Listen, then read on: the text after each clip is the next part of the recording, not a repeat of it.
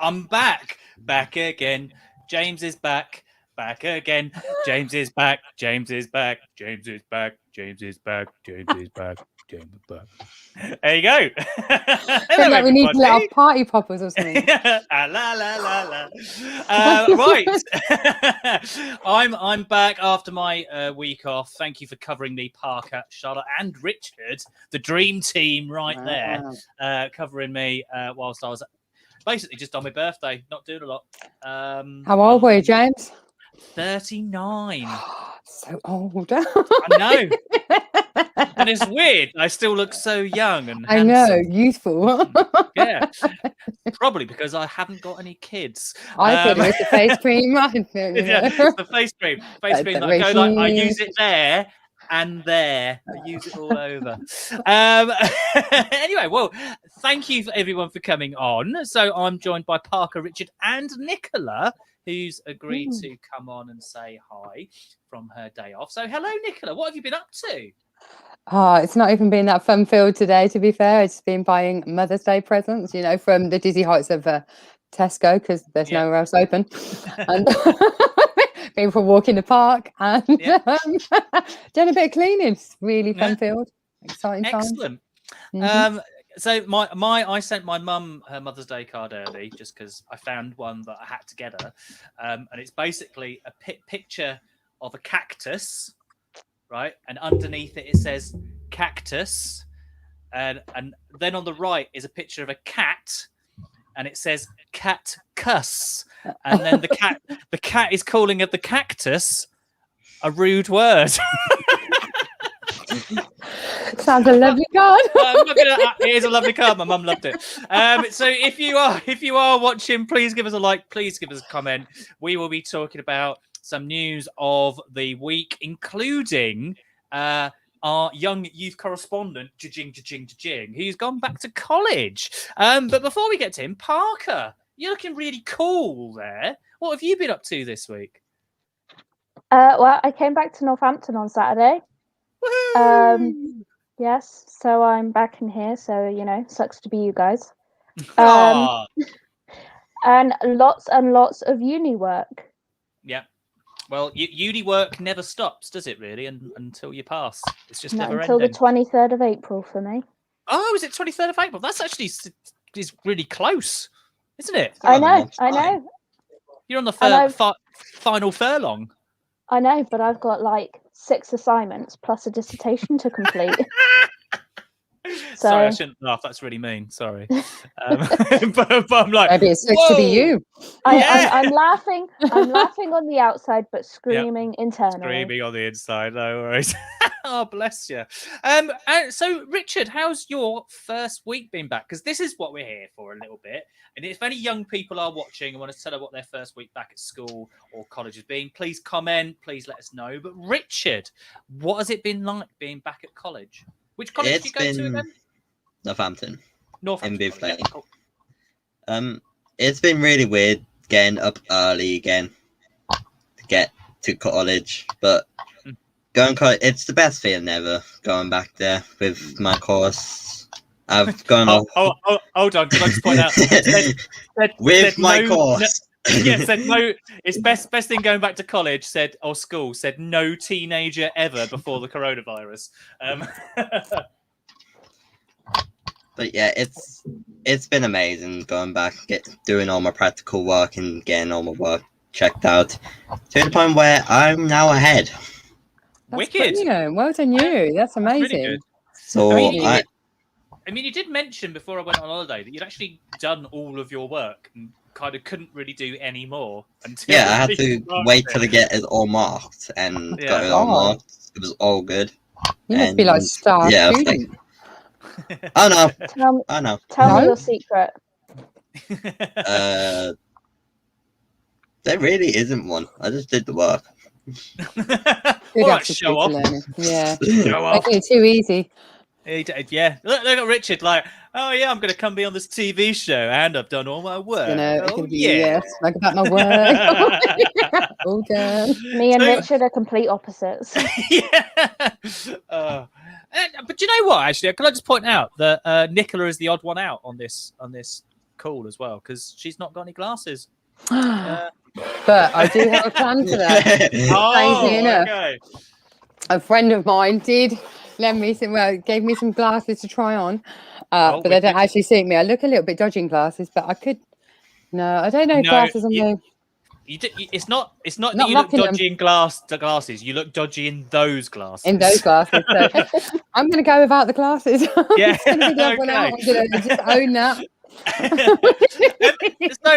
So going back for college and school. So Richard, what things have been in place at the college for you, like going in and actually going in and attending lessons?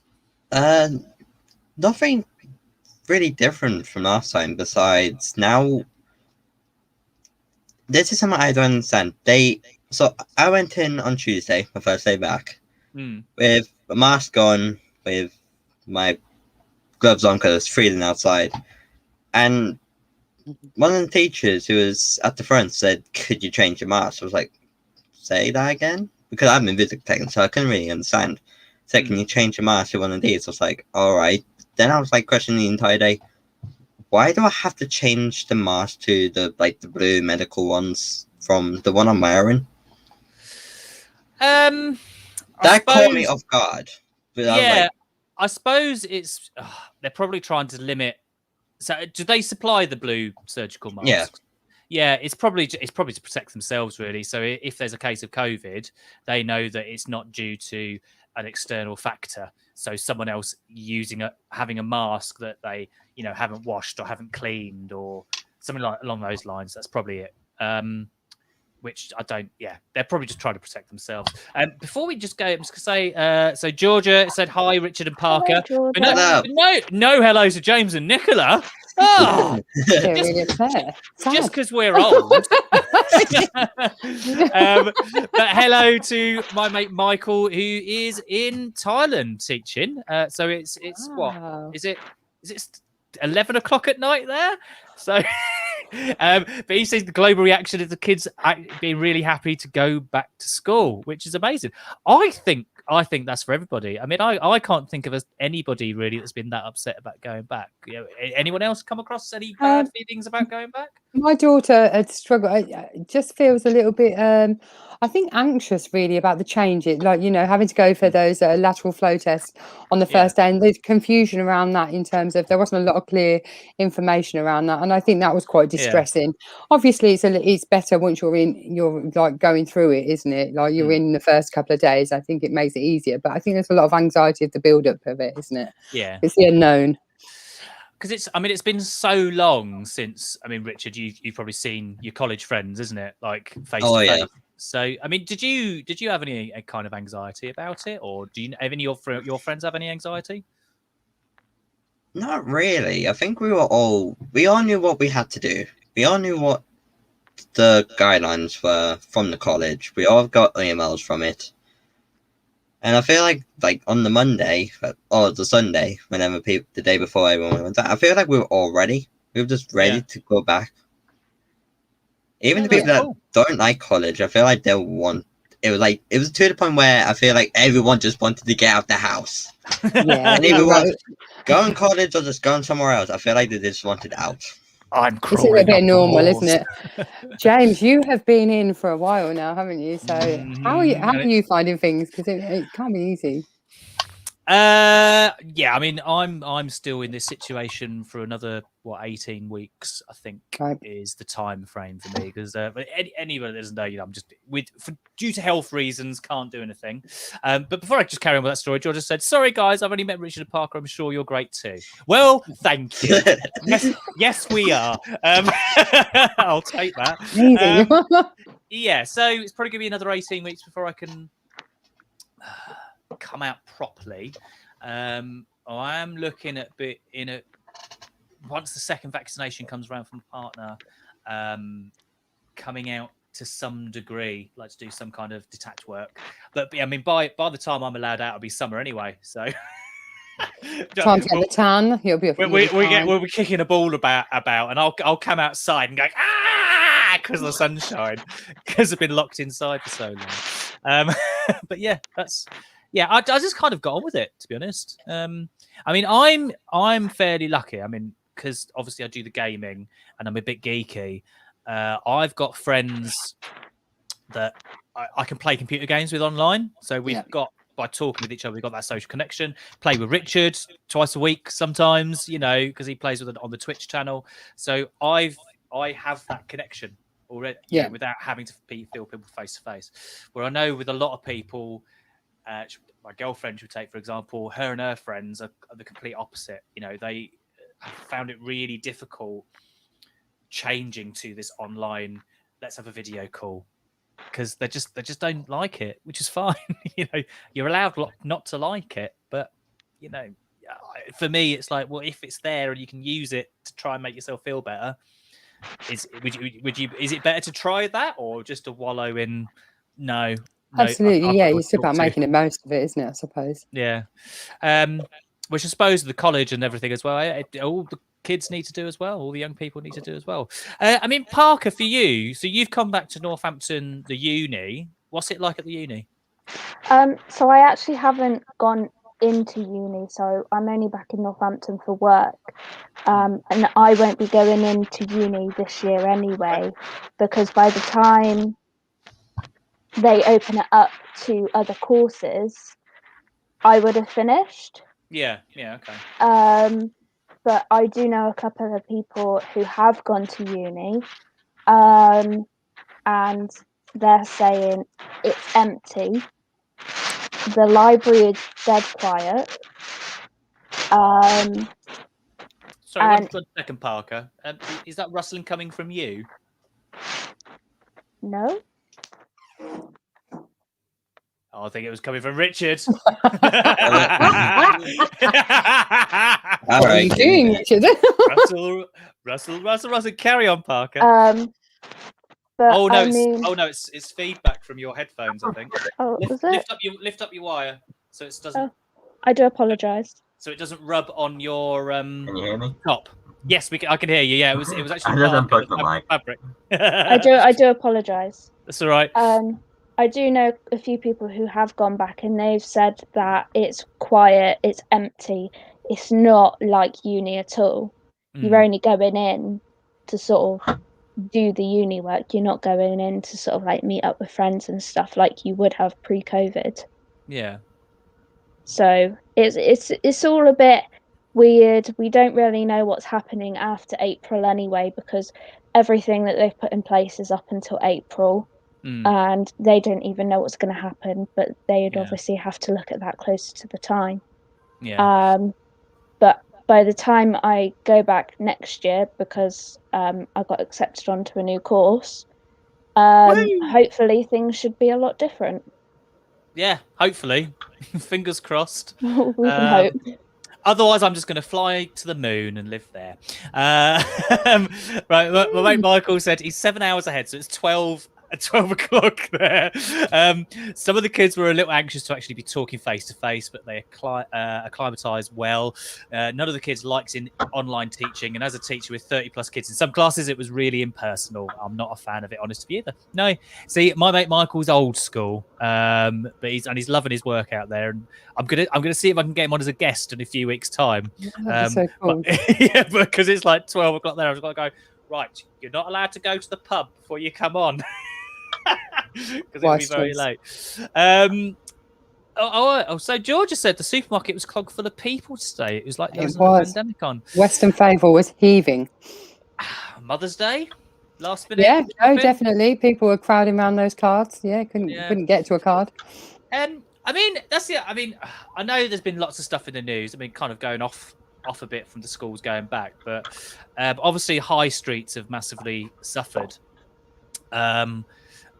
But you know, it's online shopping. It's there for a reason. You use it. I know it's like causing some businesses like huge damage, like the big chain stores, because they've got these massive places. But it's mainly to do with the archaic business rates and how they work out, and the fact that Amazon doesn't pay any tax, isn't it? No, that's just me going off the again. Oh yes, Amazon are really bad for it. Richard, as a 16-year-old, has probably paid more tax than Amazon ever. And Richard, have you even had a job? Oh, have you ever had a job? do you count this as a job? No, yeah. Well, yeah. Okay, it's an unpaid job.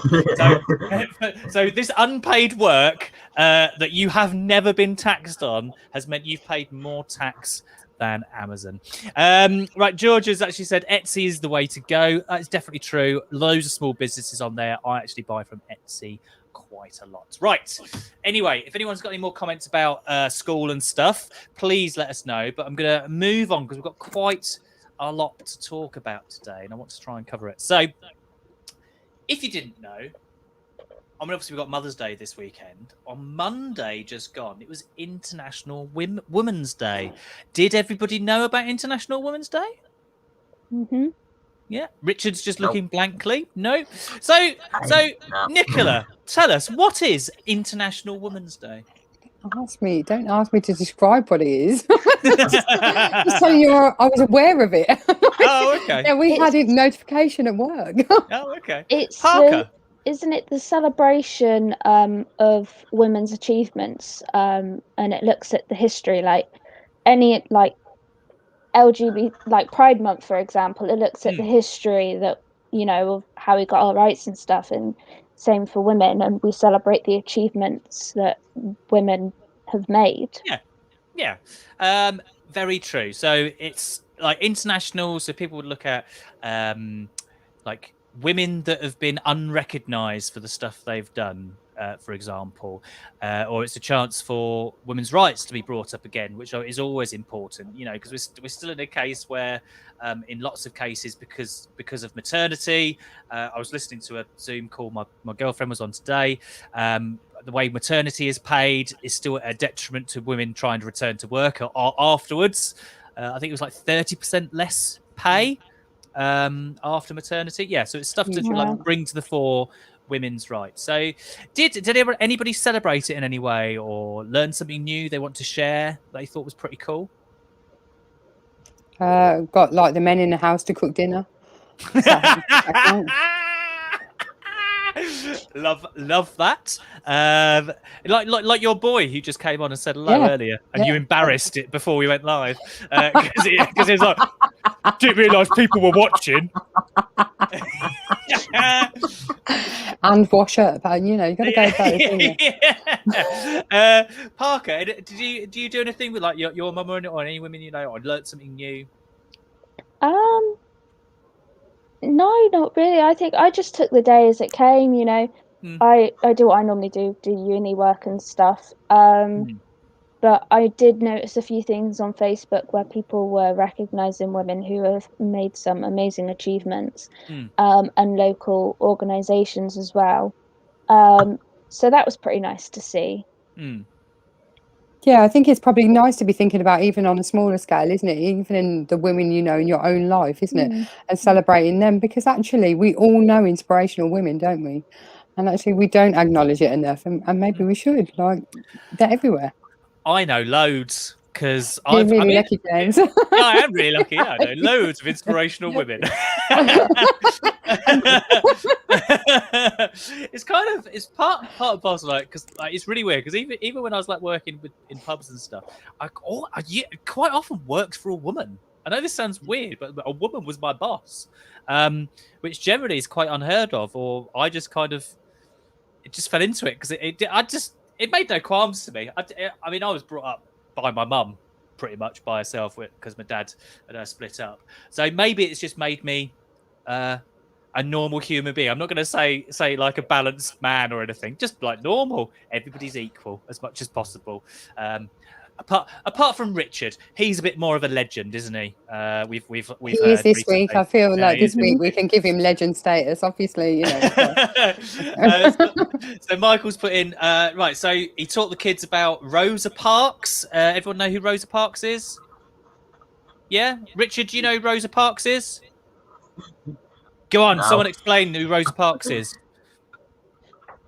No? Okay, so Rosa Parks was a boss who in America would not give up her bus seat for a white person, which was law at the time. Madness. Amelia Earhart obviously was a great pilot. That's the word I'm looking for. Marie Curie, Florence Nightingale, all that kind of stuff. Oh, hold on. And Georgia learned that it was originally called International Working Women's Day, led by women in the unions. Oh, Do you know wow, what? that's interesting. You That's know quite what? cool. Those damn Yeah, that- lefties, giving us unions and an International Women's Workers' Day. I mean, I tell you what, it's terrible, isn't it? Oh, and then my mate Michael just put like his boss is a woman as well in Thailand. That's pretty cool. So the origins of International Women's Day are linked to the socialist parties of the United States and Europe, in particular to the prominence of women in the North American Socialist Party, who in 1908 established mobilizations of reflection and action called Women's Day. And as we all know, during that period of time, especially in the UK, that's when women finally got the vote after lots of protests. And one of my favourite stories of that era, I might have told this before, one of my favourite stories, I can't remember the names of the women involved, but a woman wanted to gain access to a male-only cricket club, and the men on the board said the only way a woman will be allowed in this cricket club is if she serves us tea. So that woman set fire to the cricket club and burnt it down. Good on her. Well, they're not advocating same five stuff, but you know. I don't want to advocate that kind of stuff nowadays, but it's just at the time I'm like, right, if I can't have the cricket club, no one can. Hell hath no fury like a woman scorned. So yeah, but I mean, International Women's Day was a really good start to the week. But then the week kind of has gone a bit awry, I think. So I want to bring up, obviously there was this big bombshell with the interview with Oprah Winfrey. I'm sure unless you're an amoeba under a rock, you've probably heard of this in some way, shape or form. Richard, when I mentioned that we were going to talk briefly about this, he was like, I don't want to hear anymore. I'm fed up with the internet. I go on the news. I see Harry and Meghan. I go on my phone. Yeah. I see Harry and Meghan. Just get off my phone. I heard nothing from you like last week. This week you're but I don't want to kind of go into the real nitty gritty of being, you know, what was said. I mean, obviously there's been accusations of racism on her part, but there's also been accusations of bullying from people in the royal household. We don't know which way is up in this, but I must say, whether you're a fan of the royal family or whether you're a fan of Meghan and Harry, right, it doesn't disparage what the other side has said to some extent. So Meghan could still have been treated in a racist way, but could still have bullied people that she had working for her. Do you know what I mean? So with that, we need to get the full story of this. But this brings me to the point I want to make about this, because we're not going to touch on which side we're on, apart from a little fact I'll put at the end. But I want to look at media. Okay, so the way the media, to different extents, have shown two women. Okay, now the reason for this is because Meghan has pretty much, since she got together with Harry, been shown in a bad light by the media. Do you think that's fair to say? Mm-hmm. Yeah, by those, Nicola, in the UK, only in the UK. In the UK, I definitely don't think this is like, you know, I think in America she can't put a foot wrong, but I feel here, in the UK, not seen quite so well in the UK. Now there obviously is. I mean, the News Editors Association that one of their spokesmen quit this week because they've said, "Oh, there's no racism in our reporting," and loads of people said, "Well, maybe there is." But this is definitely negative reporting. So the Express said about Kate's morning sickness cure, Prince William gifted with an avocado for the pregnant Duchess, whereas avocados, beloved avocado, linked to human rights abuse and drought and millennial shame. So it's the same newspaper, two different women. What do we think is happening there? Parker, put you on the spot. They're because Megan, I don't know how to describe it. Like, I'll just say this: two different writers. Yeah. Two different writers, but the same newspaper. But the same newspaper is saying one avocado good, one avocado bad. I mean, there's no parity with that, is there? There's no sense of what opinion is right or true. I mean, I can see where Richard's coming from. Like, it's two different writers. It could be two different perspectives, but the same newspaper, they'll have the same process in which it is proofread, it is published. So why wasn't that picked up on? Yeah. And it could be a racist thing. It could be that Meghan has come from America.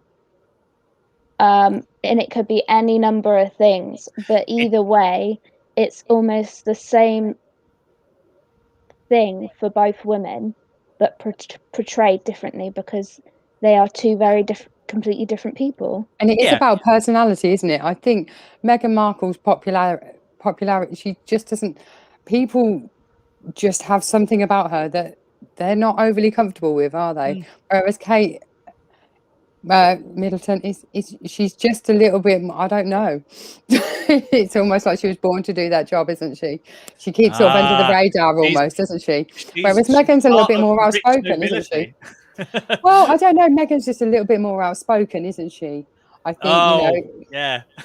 we don't like people speaking their mind, do we? No, I'm not saying that that's wrong. I'm just saying, but actually, there are lots of people who have an opinion on her, and also I think Harry was the people's favourite prince, wasn't he? I think the nation identified more with him because he seemed a bit more real, didn't he? Whereas William looks a little bit more royal and pompous, whereas Harry's always been a bit of a rebel, isn't he? And we didn't really want to lose him, did we? We didn't want him to go to America and stuff, because he's the one we associate with, isn't he? Yeah.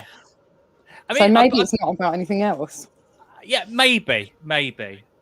This is slide 1 of 5. So now I brought this up because I think it's really important for young people. Now, Richard, you're the youngest here, to be able to read multiple sources.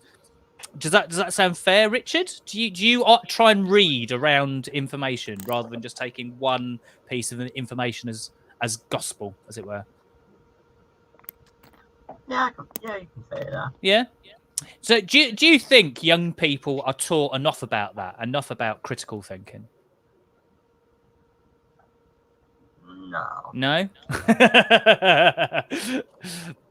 So this is why I bring it up, not to pick sides or whatever, but just mainly to look at kind of the two different things. So, go to the next one, you. Where's my thing gone? Zoom out. There we go. Right, so the next one, this is even a bit more ridiculous. So it's, from what I can gather, it's the same bunch of flowers for two separate wedding days, but the homegrown bouquet of lily from the valleys is following the royal code for Kate, but Meghan tried to kill Princess Charlotte. I mean, not extreme at all. No. I mean, but this time we've got two separate newspapers. The Guardian, which is a left-leaning newspaper, I should say. But I should point out that almost all printed media in this country is right-wing. That's fact. It might be centre-right, but it's generally more printed material is right-wing. So the Express, being one of those right-wing papers, has said Meghan tried to kill a child. I mean, it's extreme, isn't it? I mean, that's ridiculous. Yeah. I mean, Richard has just got his hand in his head in his hand. How? Well, that's how evil she is. She just wants to kill. Get some flowers. I mean, because this is, I think, this is the definition of sensationalist headlines, isn't it? Really, it's something to catch your eye and make you go, and get like angry at something. So the media here is controlling what you think because it's getting an emotional reaction out of you. Parker, do you read any newspapers? No, the only news I read is, so I have the Sky News app on my phone. Mm-hmm. And I have notifications come through on that, and I've only sort of downloaded it within the last year because of the whole COVID situation. Yeah.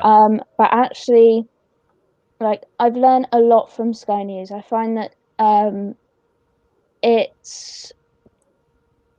doesn't just look at one side of the story. It does critique the information, and sort of goes off what has been publicly said by, say, if Meghan had said something, they would quote Meghan. Yeah. Instead of twisting it in all different angles. Yeah. I mean, Sky News, yeah, it is fairly non-partisan. In that way, but do you? I mean, the BBC is non-partisan, but loads of people go mad about it being run by lefties or run by fascists. So, I just find it. Mate, is the BBC doing its job if it's getting accused of being batting for the other side, as it were, by a polar opposite? Is that a fair estimate or estimation of that? What do you reckon? Well, it just sort of brings up the argument that any information we're given, is it real? Mm-hmm. Like, the whole Harry and Meghan thing, like, I always say that there are three sides to the story. There's what they said, what the other side said, and the truth. Mm-hmm. And you will never know the truth unless you were in that situation. Yeah. And the media is looking at it from one angle rather than all the other different angles. So it brings up that argument whether is anything you read actually real? Yeah. What side are they looking at it from? Is what they say actually real anyway? Is anything real? Are we living in the Matrix? You never know, do you? You will never know. Am I the same person without my glasses on? No. No, a flat no there for James. I mean, for non-partisan news, for that, I mean, I must say, I highly recommend, because it's a really good news channel for anybody. It's on YouTube, and it's called TLDR News. I highly recommend it to anybody and everybody. They started off as I think one of the guys that started off is basically was a student and wanted to do something about Brexit while he was at uni, and it started off kind of as like a let's talk about Brexit channel, but now they just cover everything. But they desperately try to be non-partisan as much as possible, but they do like cool animated graphics and stuff, and the videos are like 10 minutes long. Highly recommend it. Go and check it out. But we're just going to go on to I'm going to just do one more of these. I don't know if it's the one that's ridiculous. Yes, this is my favourite ridiculous one. So there's a picture of Meghan with her hands in the pockets. And it's a step too far. She's put her hands in her pockets. And then... It's very anti-Meghan, aren't they? It's the look on the Queen's face that makes it. She's like... Meghan got told off for putting her hands in her pockets, but I can do whatever I like because I'm the Queen. It's just, yeah. I mean, it's not just me just seeing the ridiculous in something here, is there? No. No. The media are ludicrous, aren't they? The media are ludicrous. So I just want to kind of bring up the depictions of media there. I didn't want to bore Richard too much with talking about. Oh no, you weren't boring me. I was just watching the wrestling. He's just watching the wrestling, just pretending. I mean, I did find an interesting thing. There was Office of National Statistics, like from YouGov, sorry, and they published some statistics of them asking questions, and one of the questions was, when it comes to the dispute between the royal family and the Duke and Duchess of Sussex, with whom do you sympathise mostly with? Okay, now there was across the board, it was reasonably, you could guess that anybody that voted Tory supported the royal family. Yeah, that was kind of the case. And the other parties kind of sided with the Duke and Duchess. But the most interesting one I found was in there was was it 55% of over 65s supported the royal family. 48% of 18 to 24-year-olds supported the Duke and Duchess. I mean, those are actually massive numbers to show a real difference in age there between the two groups. So do you think that is to do with, should we say, the YouTube and Netflix kind of age, or just that old people like the royal family? I think that old people grow up with the royal family. I mean, my grandparents' experience of the royal family is definitely very different to mine. I mean, I'm just gonna say I'm not really a royalist, but they do provide quite a lot of money through tourism. If only COVID wasn't that here, eh? So let's all the money we've lost on tourism, let's dock it from their pays. But I mean, yeah. What do you think that says anything about the future? I think like I think it's very much a generation sort of thing. You know, younger people are more open to the idea of diversity, not just with race, but with like disability, gender, sexuality, marriage, everything. And there's a lot of laws and policies that have been put in place, and only recently as well. And I think it's a mix between a sort of government thing where they bring in all these laws, and maybe the media as well, because as much as the media can portray all these bad things, it can actually portray good things like diversity and everything. And we've come up with so many different technologies where we can see how different countries live, how they work, what their policies are, how inclusive they are. And I think it's that idea that young people want to be more inclusive, and there is a lot more young people experiment more with those sort of things. Because times are a changing. They are. I mean, Richard, what's your thought? I mean, you're quite accepting of stuff, aren't you? Really? I mean, you just kind of there's some stuff you admit. Oh, I just don't know. But you know, what's your thought? I'm not 100% sure, to be honest. You're not sure? No. No, that's fine. That's fine. You're allowed not to be sure. Nicola, any thoughts on that? To finish off that little bit. Only, I think it's right. Generationally, I think younger people are more accepting of like different diversities and things like that, and and I think that's a really positive thing moving forward, isn't it? But I do think, in terms of the royal family, it's just part of our culture, isn't it? And I think they've had to adapt a little bit. Probably not as quickly as they should have. But I remember a few comments made by some members of the royal family that are quite controversial.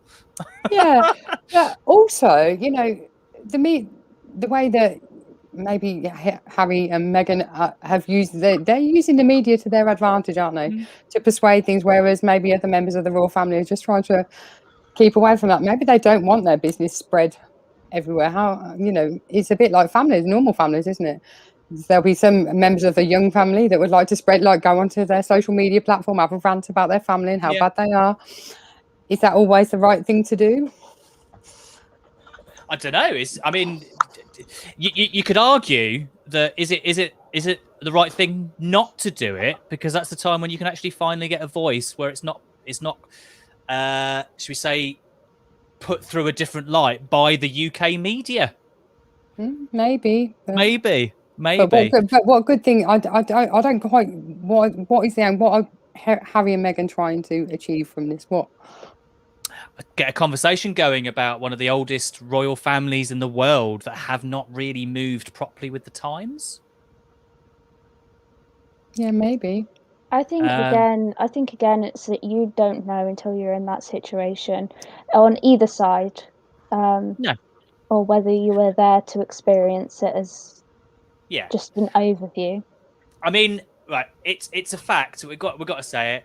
The Queen's husband has said some very, very racist things. Oh gosh, yeah, he's shocking, and he's absolutely shocking. So immediately when I heard about the interview and Meghan said that, I'm sure everybody did. Well, we know who that is.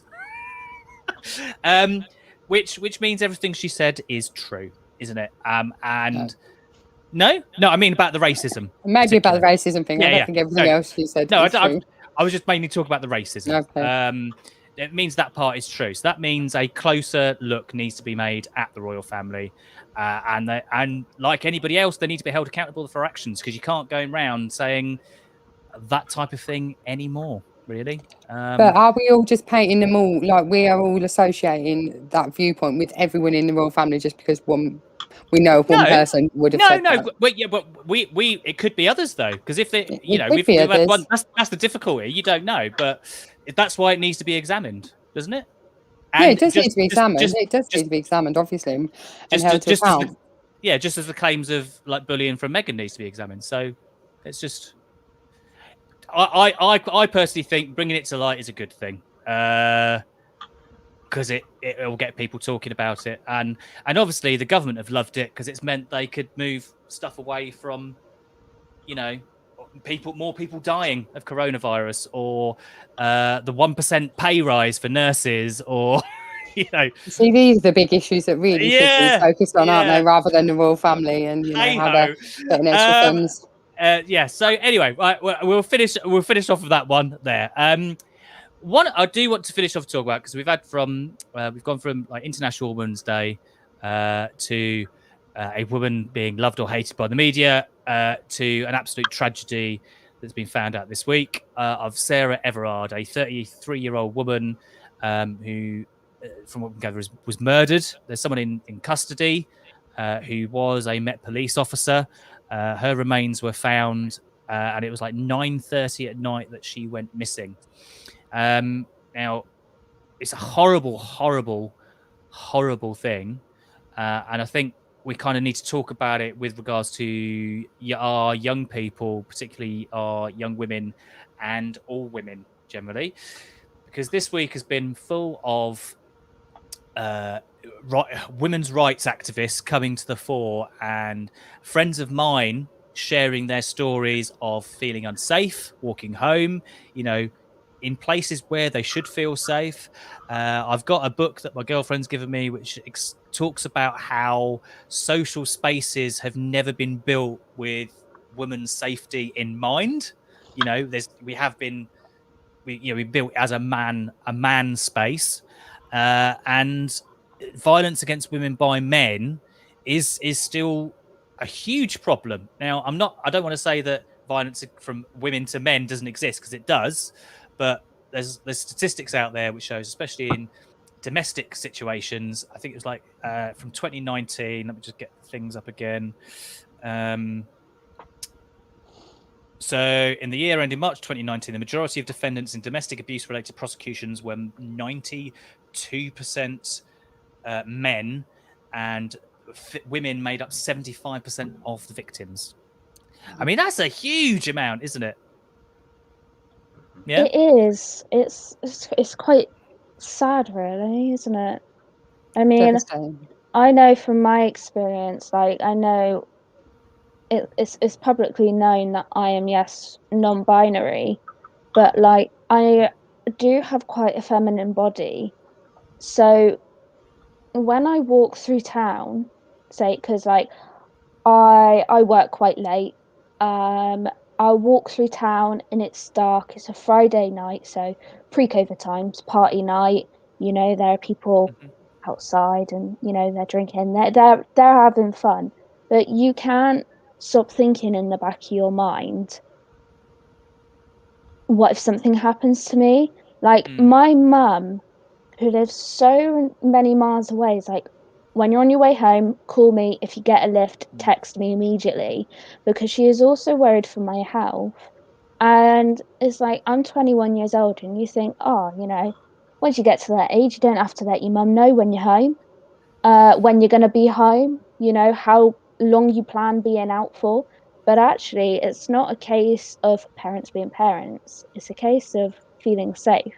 Mm.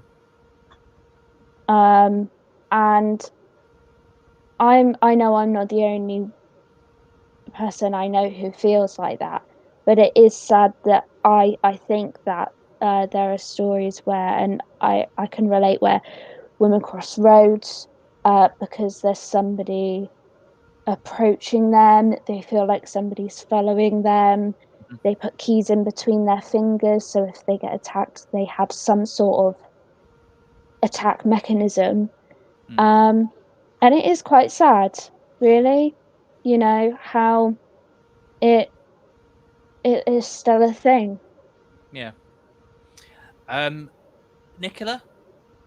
Yeah, no, I definitely agree. I think, you know, there is always that threat, isn't it, when you've gone out? I think particularly worse at night, isn't it? And I have to say, you know, there are times getting in on public transport late at night, in taxis, like when you're on your own after you've had a few drinks in town. I think that's a time where you feel incredibly vulnerable, isn't it? Yeah. Because you know we should never feel like that, should we? And actually, that, you know, the I'm not saying that taxi drivers in particular are a risk, but it's just how you feel, isn't it? Because you are assessing risk all the time, and every time you go out you feel like you have to assess risk. You don't feel that comfortable, but that's your gut instinct, isn't it? That's something telling you that, isn't it, that Yeah. you know you need to be a bit more aware. I think definitely when you're walking places like quiet streets and stuff, you are always looking behind you, aren't you? You know that people advance towards you, and you know, and even in spaces like you know, in clubs or pubs and stuff, people, men pushing up against you, when actually there's probably lots of room to get past, but people just Yeah. taking advantage of a space, isn't it? Mm. Because it's an opportunity, isn't it? I mean, we should point out that if you do not give consent, you know, if they, you know, pinch your bum or whatever, or feel you, I mean, that it's sexual assault. So don't, I think any girl like from any of our groups needs to be aware that, you know, you can say no. It's there. It's all about consent. I do Um, worry about our young people in particular, isn't it?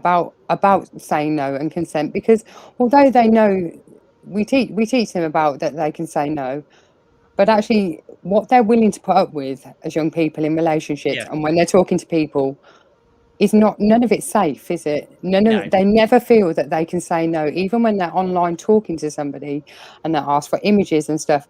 They Yeah. never feel they can say no.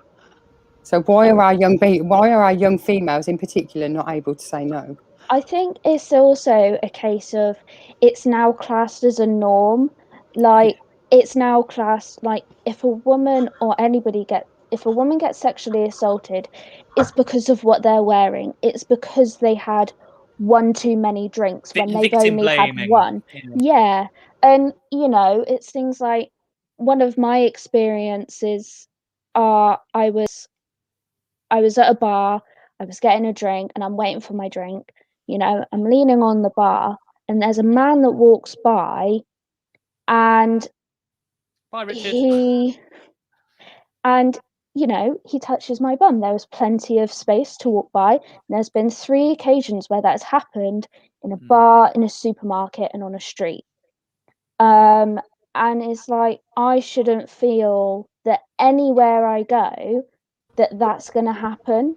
and nobody should feel like that. Man, woman, no matter any gender, nobody should have to feel like that. And it's crazy that it's classed as a norm, that it's the woman's fault, it's the victim's fault. Yeah, I get very angry about that. So I'm sure my friends, I'm not going to name names, but quite a few of my female friends have been sexually assaulted at some point in their lives. And I mean, one of them is as recent as at work, like last week or the week before, and it's just my mind boggles at this kind of real misogynistic attitude to women almost being property, and I can do what I like. And I think the education starts with boys before they become men. Richard. So you're getting a bit of a baptism of fire here, but I mean, you know what consent is, don't you? You are breaking up for me. Hold on a sec. I might have to leave the call and join back. Okay, no worries. I think he's having internet problems. So, well, he's avoided that tough question. I mean, but I've known Richard since he was, I think, 11. I think so. Everything I've known of Richard, and he's a responsible young lad. But I still think there's a whole case that we need to educate our young men. Yeah, and I think both, isn't it? Young men and young women about it's okay to say no. I definitely feel like attitudes have reverted back almost beyond 20 years. I feel like now women have gone back to feeling, young women, females feel like they are property again, aren't they? Young males feel like the ladies they're with, the girls they're with are their property again. Whereas, we went through the whole 90s and the whole girl power thing, and, it's equal rights and all of that. Yeah. And things have then slid back down, haven't they, to a very different stance now, which I find is really interesting, isn't it? Having worked in schools with lots of young females around child sexual exploitation, but actually young girls were being sexually exploited by their peers, their male peers in their school. They were the ones exploiting them. Yeah.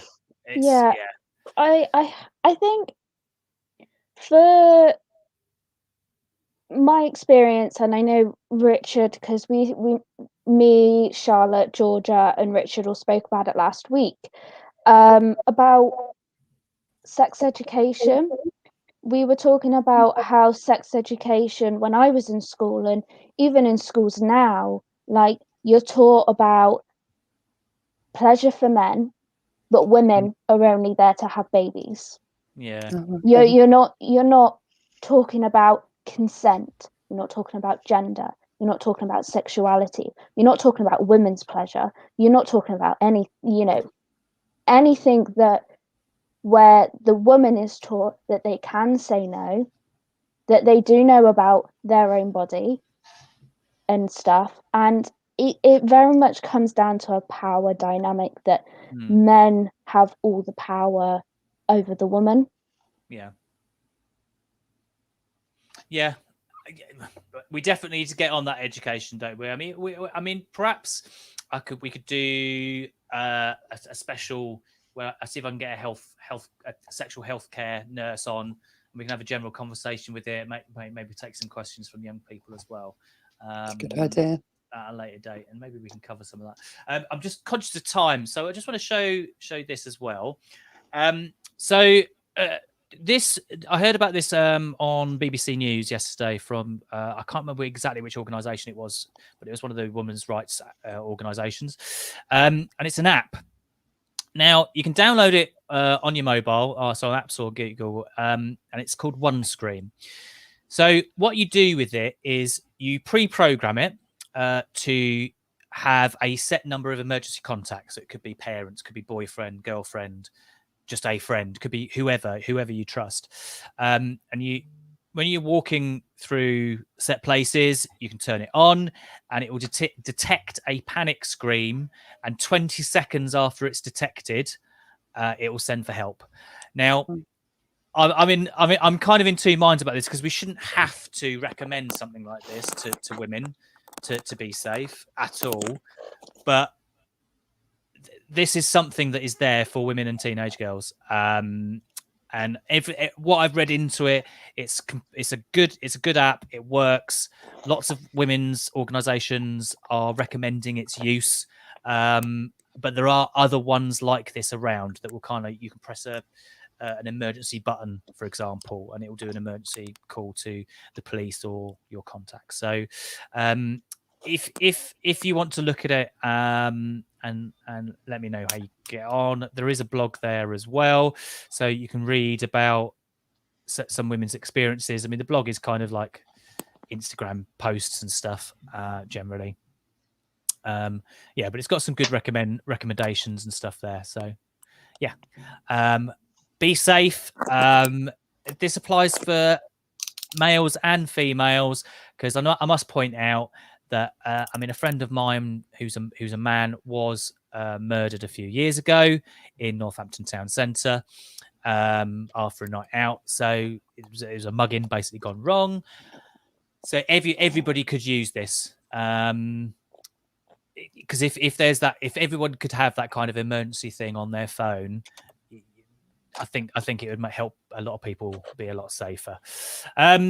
So anyway, we're kind of at the end. So I want to end on a high note, as we always do, despite what we've covered, because covered quite a lot, haven't we? I'm like, the time has gone.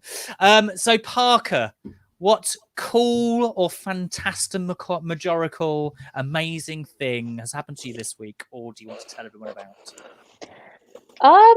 I got accepted onto a master's course. Well done. So, that's good. And they've immediately set you 87 more essays, and you've gone, no! Yes. So although I finish in April, I finish my undergraduate degree. But I will be going back for another degree. I'll be I'm basically paying to be stressed. Yeah. So, Money well spent then, yeah. yeah. Jodie has said, well done, Parker. Thank you, She also Jodie. said, great programme today. Love the debates, people. It's because we've got that legend, but it's Richard Bushnell. Way! That's really wish good. I never said that now. It's just going to be introduced as the legend. Yeah. Every time. The man, the legend. You gotta change your name. That's your wrestling name, Richard. The legend Richard Bushnell is entering the ring. Parker, that's great news that you've done that. You've all just went. Oh, we've all just gone apparently. We just heard you say that, Parker. So that's great news. Glad you've done that. Nicola, what great, wonderful, and lovely thing has happened to you this week? Nothing particularly special. Obviously, my daughter has gone back to school. That is amazing for her. Please, got the house almost back to myself. Like, working from home is not joyous, but it's at least just me and the cat again. So that's fine. And I don't know. Obviously, I've caught up with some friends for some walks outside, so that's always good to just catch up with people, isn't it? So. And you took the day off from your normal job to come and help I've had us a on day Free2talk off on a TV. Friday and joined this again. I haven't done this since the summer. It's been months. Woo! Amazing. Right, Richard, can you hear me? Yes. Yes, you can. Right, Richard, you can hear me. What lovely, wonderful thing has happened to you this week that you want to tell everyone about? I can't really show the one I was going to do, but something else. Because I vetoed that earlier, audience, I must say, because it was a bit too gory. Because Richard loves his wrestling. Just be glad. Just be glad. Yeah. Probably two things. One, just going back to college.